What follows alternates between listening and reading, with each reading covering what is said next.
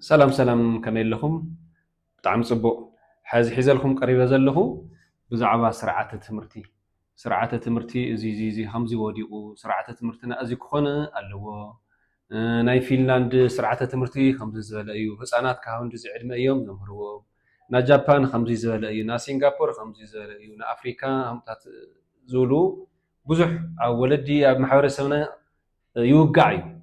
እሞ ከም ሰሞያ ትምህርቲ ድማ ንብሎ ነገር እኒኦ ስርዓተ ትምህርቲ ናይ ባዕሉ ዝኾነ ክልስ ሓሳብ ቲዮሪ ኣለዎ ናይ ባዕሉ ዝኾነ ኣይዲኦሎጂ ኣለዎ እሱ ሕዚ ኣብዚ ብዝርዝር ኣየቕርቦን ግን ኩላትና ክንረዳደእሉ ዝግባእ ነገር ሓደ ቁም ነገር ኣሎ ኩሉ ግዜ ቆልዑትና ኣብ ዝሓለፈ ዘቕረብክዎ ብዝሃ ብልሒ ቆልዑት multiple intelligence حد قلعسي نناوعلهم كاب حصانهم زنبال اللوهم زبل اقريبا نيره تمليسكم رأيت فوليهم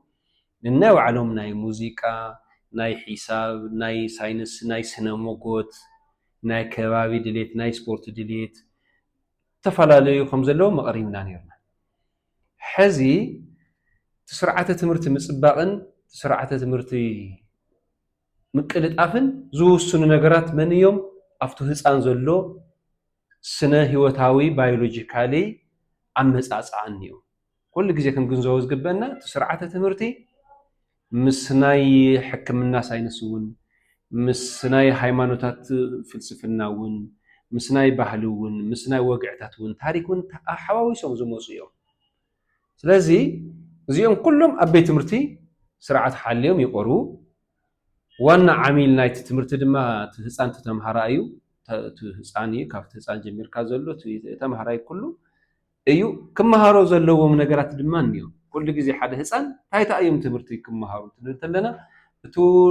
ድሌት ኣሎ ወደይ ዶክተር ዘይኮነለይ ወደይ ዶክተር ዘይኮነለይ ወደይ ፓይለት ዘይኮነለይ እዚ ዘይኮነ ብጣዕሚ ጽቡቅ ዝኾነ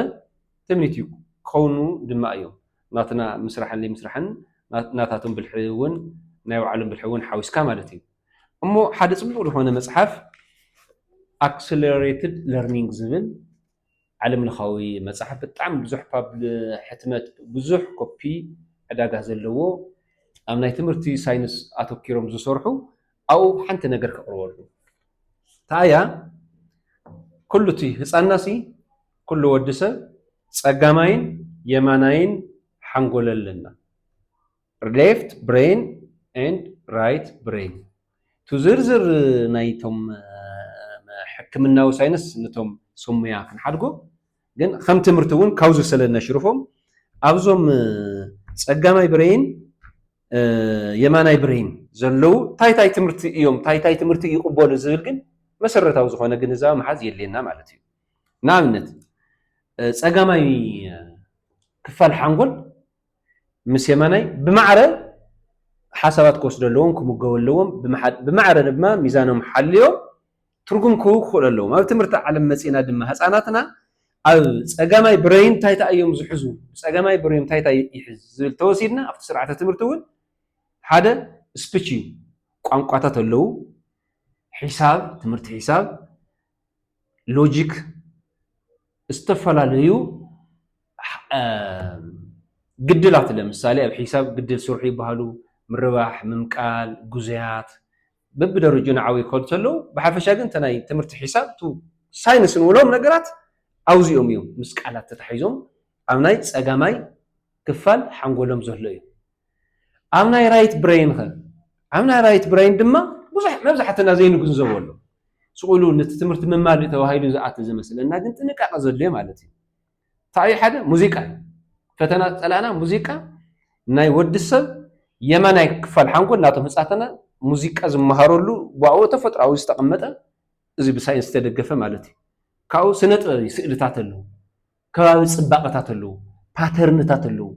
ፓተርንታት ማለት ቅድታት ዝተፈላለዩ ዲዛይናት ኮን ይኽእሉ እዮም ናይ ፎቅ ኣሰራርሓ ኮን ይኽእሉ እዮም ናይ ስፈልት ኣሰራርሓ ኮታት ዝርኢዎም ዝዕዘቦም ዝግንዘብዎም ኣብቲ የማናይ ክፋል ሓንጎል ምዃኑ እዩ ዘርእየና ዝተፈላለዩ ስፓሻላት ድማ ኣለዉ ፍልይ ዝበሉ ክእለታት ታለንታት ንብሎም ቆልዑት ፈጠሮኦም እዚ እዮም ብዙዝኒ እዚ እዮም እዚ ናይ ሙዚቃ ነው ዝናይ ስፖርት ኣለዎ ንብሎም እዚኦም ዝርዝራት ድማ ኣብ ናይ ራይት ብሬን ወይ ድማ ኣብ ናይ የማናይ ክፋል ብሬን ኣለዉ ስለዚ ሳይንስ ታይ ዝብሎ ክልቲኦም ሓንጎል ብማዕረ ተመጊቦም ክልቲኦም ብማሓለ ወሲዶም እዮም ነቲ ኮንሽስ ማይንድ ንብሎ አንኮንሽስ ማይንድ ንብሎ እሱ ብዝርዝር ናይ ሕክምና ሳይንስ እውን ዝብልዎ እዩ ዝኸውን እሱ ዝቕበል ማለት እዩ ኣብ ቤት ትምህርቲ መፂና ተሪእና ግን ሕዚ ብሓቂ ንዘራርብ ነዋግዕ ተይልና ኮር ሳብጀክት ጥራሕ ዝበሃል ኣሎ ፅቡቕ ትኽክል እዩ ቆልዑትና ብሳይንስን ቴክኖሎጂን ቅድሚት ክኾኑ ኣለዎም ኣብዙ የረዳድና እዩ ዓለምና እውን ብኡ እያ ትምራሕ ዘላ ማለት እዩ ግን ንኦም ድማ ኣማኺሉ ዝኸድ ትምህርቲ ድማ እኒኡ እዩ እቲ ሙዚቃ ንብሎ እቲ ስነ ጥበብ ንብሎ እቲ ናይ ፓተርን እቲ ናይ ቅዲ ንብሎ እቲ እደ ጥበባት ንብሎም እቶም ስኪላት ንብሎም እዚኦም ምስኡ ዘይተሓወሶ ፅባሕቲ እንደልዮ ደረጅኡ ዝሓለወ ኣብ ማቴማቲክስ ኣብ ሳይንስ ኣብ ቴክኖሎጂን ዝመፅእ ህፃን ነፍርዮም ህፃናት ክመፁና ይኽእሉ ስለዚ ሕድሕድኦም ክፍለ ግዜያት ድማ ንሙዚቃ ዝተዋሃቦ ክፍለ ግዜ እኒኦ ንስነ ጥበብ ዝተዋሃቦ ክፍለ ግዜ እኒኦ ንእደ ጥበብ ንገለገለ ፎቶግራፍ ብዙሕ ዝሓድሽ ካሪክለም ይመስለኒ ከምኡ ዓይነት ነገራት ኣሎ እዩ እዚኦም ብምልኦም ኣማእኺሉ ተኸይዱ ትክክለኛ ናይ ትምህርቲ ብቕዓት ኮምፒተንሲ ዝዕግ ብቕዓ ዝብሎ ሒዙ ይበሃል ማለት እዩ ስለዚ እቲ ሙዚቃ መሸፈኒ ክፍለ ግዜ ስነ ጥበብ መሸፈኒ ግዜ ዝብል ብዙ ከረዳድአና ይኽእል ብዝገርም ድማ ካብ ኬጂ ጀሚርካ እስካብ ራብዓይ ክፍሊ ዘሎ ዝበዝሕ ክፍለ ግዜ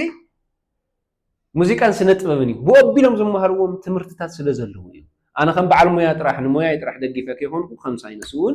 ከምና ስርዓተ ትምህርቲ በዓል ሞያ እውን ከምኡ ንመራምር ሰባት እውን ስለዝኾነ ኣብዙ ብደንቢ ከም ዘተ ጌርና ክንዘራረበሉ ከነዋግዕሉ እዩ ዝግባእ እሞ እዞም ሞያ ብማዕረ ክንሪኦም ይግበአና ንማልዩ የቐኒየለይ